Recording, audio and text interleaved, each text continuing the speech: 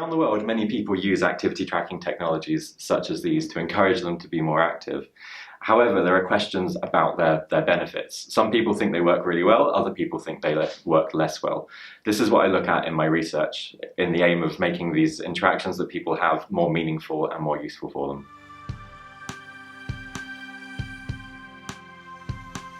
One of the issues is that many people don't use these technologies for a long time. So they might start using a technology, only use it for a couple of weeks, and then stop using it. In the media, this is often characterized as abandonment, and many people think that it's a bad thing.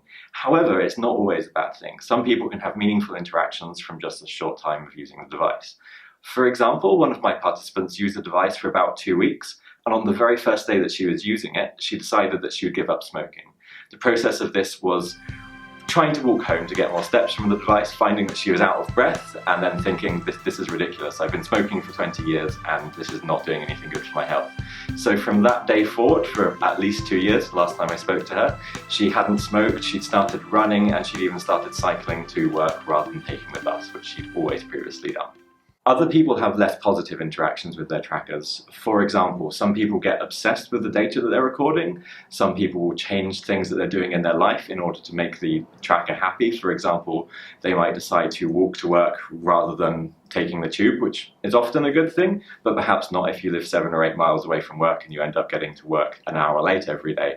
Similarly, people might go for a meeting in the middle of the day and decide to walk rather than taking the tube and end up getting 30 or 40,000 steps a day, which can be a good thing, but not necessarily if it's ruining their other social activities and disrupting their workday. So I'm interested in making these technologies useful for people and removing the potentially negative consequences. Taking this work forward, I'm interested in making people who are already active be more active. So a lot of the work so far has focused on sedentary or not normally active people being a bit more active. So encouraging people to walk around a bit more, perhaps encouraging people to run their first 5K, but there's comparatively very little work at the next step. There's also a lot of work looking at elite athletes who often have coaches and seeing how that data that they're tracking can be leveraged to make them more active.